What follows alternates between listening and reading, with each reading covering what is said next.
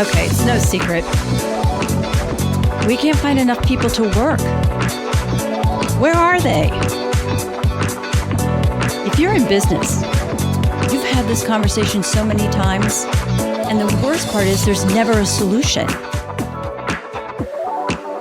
So what do we do?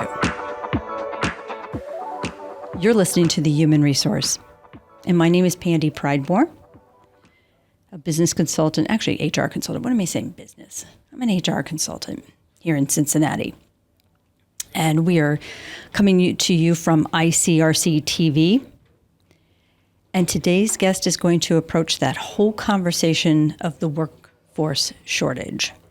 And he's going to do it in such an eloquent manner that all of you are going to walk away from this podcast or this show and say, oh my gosh, why has no one ever told me this? Yes, where did I find this expert? Well, again, if you've been watching my show, if you've been staying with me over the last few years, this is not a new face. Walt Tracy. Hey, Pandy, nice to be with you. You've set the bar very high there. So. President, right? President of atWork Personnel. Yeah. An owner, yes. Oh, don't forget the owner. That's right. And that with my wife, I should add. Oh, Angela, he's not forgetting you. That's right. Owner is important because you're suffering just like everybody else. You're a staffing agency. You're trying to find workers for other companies. No, exactly right. So we that's what we do every day, right? Is find workers to help our client employers. So why did your presentation blow me away the other day? I have to preface this a little bit. I was in a group of other business owners, and Walt was the presenter, and none of us really understood what he was going to present, and we all walked out of there absolutely blown away. Yeah, I think it's because with the pandemic and things like that, we think some of these are just cycles we're going through. Maybe it's a little harder now, but it's going to ease up, or that kind of, or maybe the pandemic caused some of these things, and certainly the pandemic has created some of the workforce issues. But I think probably the shocker of what we talked about is that this is kind of a train that's been rolling toward us for a while. It was exacerbated certainly during COVID, but also that the train keeps rolling in terms of the challenges of continuing to find people, and it's going to be that way. It's going to be with us for a while, and maybe that's the part that hurt, to think again this isn't something we're going to kind of skip through for a while. This issue of finding good talent is going to be with us. Well, what your presentation involved all these charts, and it was data that was presented in such a way that there's no denying what you're saying right now. This was not a switch that just got flipped with the pandemic. Yeah, I think that's right. And I can't take credit for that. There's some demography researchers who have been doing that. There's, in fact, a paper published out there called The Demographic Drought, and that's the material that I was drawing on. I think a lot of folks forget here now, a couple of years past the pandemic, but before the pandemic started, right, we were at about 3.6% employment or unemployment. We were already at a place where, for the first time in decades, the number of job openings had flipped to be higher than the number of people looking for work. So you could begin to see the trend even coming. And again, the pandemic kind of changed perspectives on that. But as the economy grew back out of the pandemic and we moved forward, all those demographic things that we saw at the time began to show up again. And so I don't know if you want me to start going into what some of that research said. Absolutely. Let's just hit them between the eyes. This is stuff that they need to know.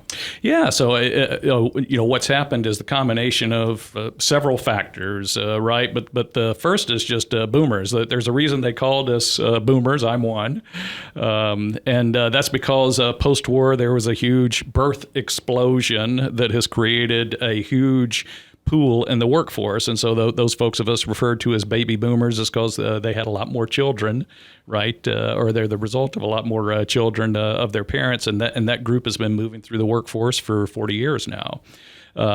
Those folks are beginning to retire. So that's one of the big impacts, and that accelerated actually during COVID.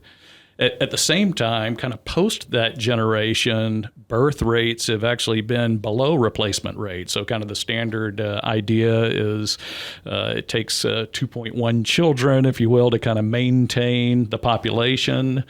Birth rates have been below that since about the mid-'70s. And so all that is beginning to catch up with us in terms of population, such that the projection we've seen for the next 10 years is over the next 10 years, we'll end up short something like 6 million people in terms of just the population of workers available for us to draw from. And that's U.S. citizens. That's U.S., yes. I'm sorry, but that's devastating.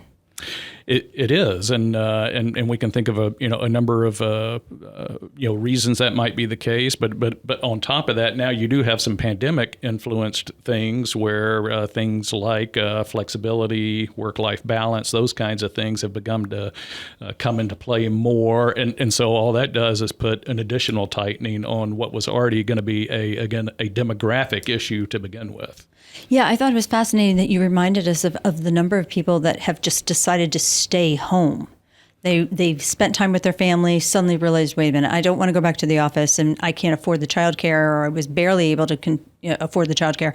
I'm just going to stay home and we're going to adjust to a one-income family. Yeah, I think that's right. And part of that is because there was some really nice salary growth that happened over some of it because of this tightening, That's right? right. There was terrific salary growth that happened, so that, again, two earner households, one of those earners got a nice bump. It was easier then to make that decision that maybe we want to become a one earner household and offset some childcare costs, some commuter costs, all of those kinds of things that are costs of going to work as well. Yeah. And then, of course, you said we can't deny the number of people who have put their own shingles out under the gig. Yeah, no, that's a great point. And so there's a number of factors of even, because part of it is the population itself, but there has been this interesting phenomena over the years of lower what the economists call the labor force participation rate, that number has come down, which is actually the people out of the working age population who are actually working or looking for work. So that has steadily declined over time. And I think there's a few reasons for that. One you touched on, which is, I think some of it, the economists don't know how to measure the gig workforce, right? The folks who are out there Ubering and door dashing, or again, in professional contexts, hanging up their own shingle, taking contract work, all of that. It's very much harder, I think, for economists to kind of factor in how much of that is going on and how does that affect the workforce population.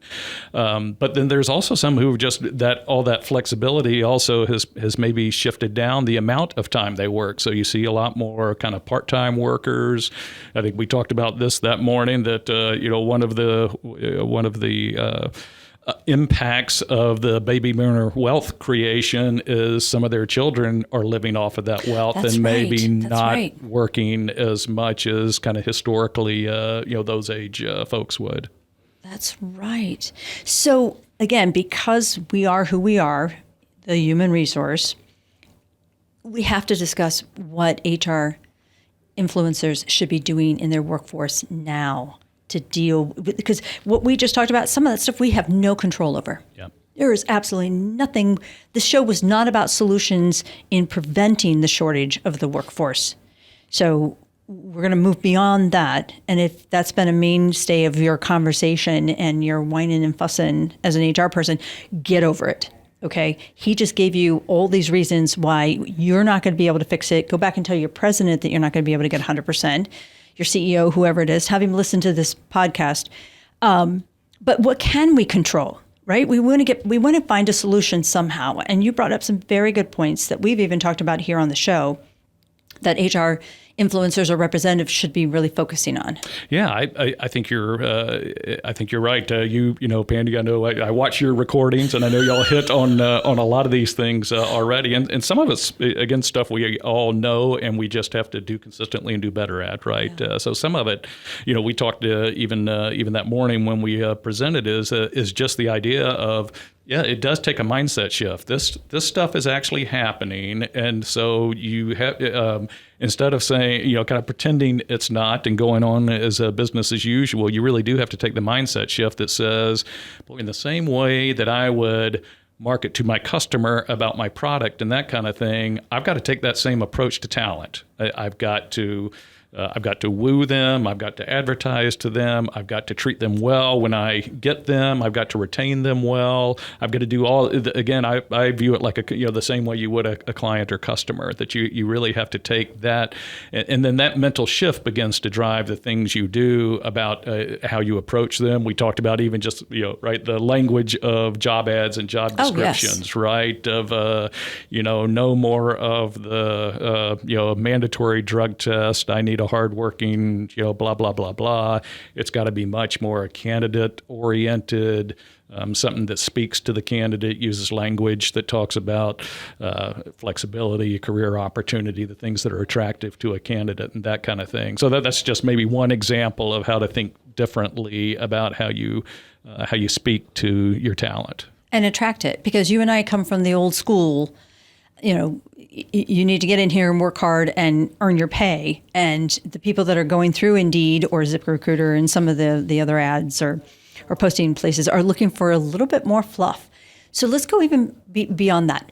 And you and I have had offside conversations about this, but people need to understand, or let's say management teams need to make absolutely sure that they know the skill sets that they're looking for and what would be appropriate for the positions that they have open, who will or what competencies will meet the needs of the business, and then maybe even do assessments and tests to assure that they're getting that. I think that's right. And I'd even say, though, examine that skill set requirement carefully. And we've even seen some folks taking a relook at kind of job design. Good. And, so I know we've had the conversation about, again, do you have degrees, required degrees or those kind of requirements in your job description? Yes.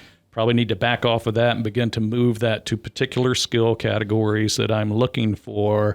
But I'd even go a step back, from that and say, can I even pipeline folks from this? So even can I back down the skill set a little bit and take an onus on me that if I find that right general skill set that I'm looking at, I can make some investment in their upskilling to get into the specific role I need them at. But either way, to your point, I'm a huge advocate of assessment to say, how do we actually determine underlying skills? But again, you got to go through the exercise of figuring out what are those right skills, what are the skills I need for that particular position. Again, it's used to be easy to rely on degrees or other things as indicators, and we're going to have to work a little harder than that probably. Yeah, and it was interesting, a conversation in regards to hiring advanced knowledge. I still tell clients, look, you need to grow your own.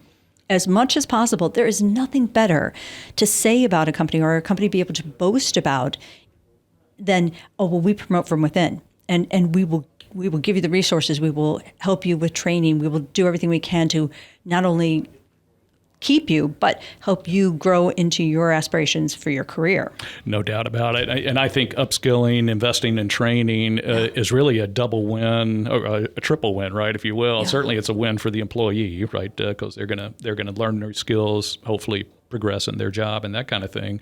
Yeah. But it's a double win for the employer because by investing in them, and especially if you're doing it internally on specific jobs in your organization, you're going to get productivity, right? One of the ways we address the whole population and demographics issue is improved productivity. So we're going to get some productivity, but you're also going to get a huge retention win, right? That's one of those big things that employees are looking for is, are you going to invest in me? Are you going to give me a promotion path?